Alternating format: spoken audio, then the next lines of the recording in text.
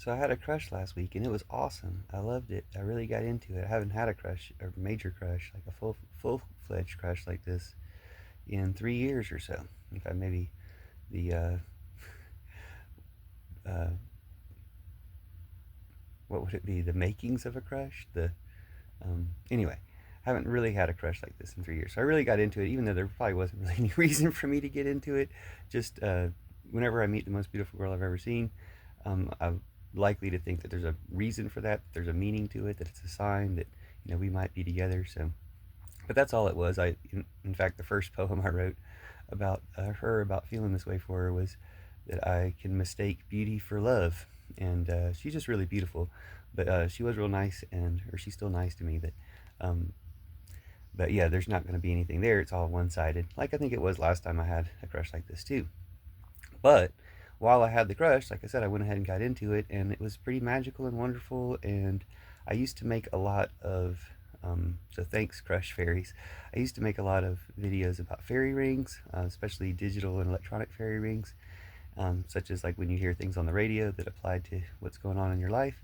And that was happening, especially on the jazz station, sometimes on the 100s part of the dial, rolling around the hundreds where the love songs go to die.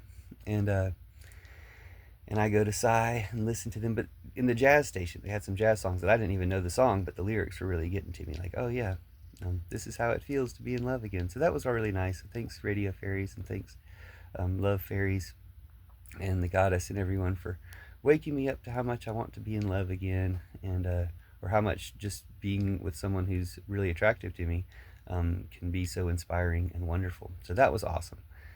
But I'm making this video to talk about, I don't know, something about the downside of it, another radio fairy experience, as I'm pretty much over the crush when I realized, it was one-sided. She didn't feel the same way as me. That I got in the car, and they had on the radio, I guess I should mention for context that that I'm probably twice her age. The girl that I had a crush on, I'm probably twice her age.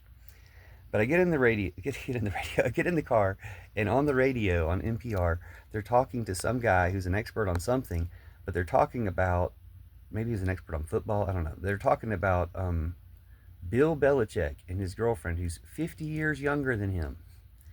And then when I got back in the car a few minutes later, they're still talking about that. They were talking about this on NPR for half an hour to an hour.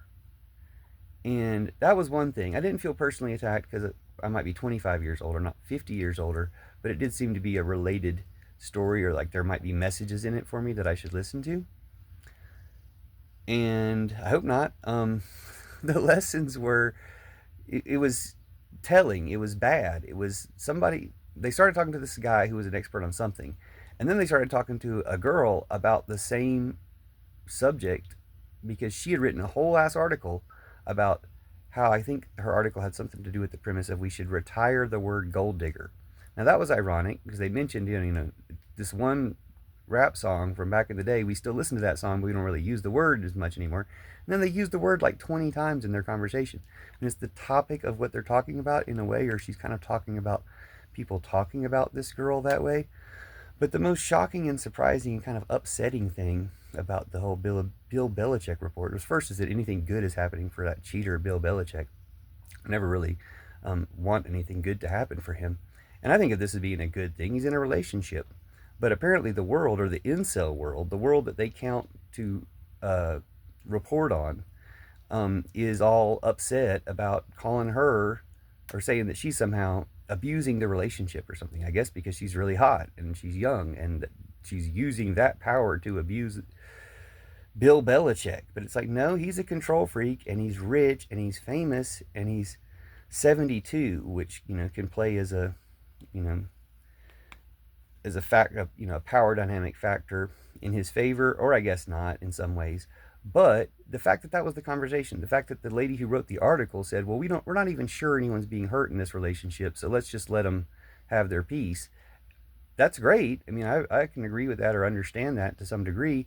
But the fact that the alternative was, let's call her a gold digger, or let's say bad things about her, because honestly we probably wish we could be with a girl like that, the people who are criticizing her.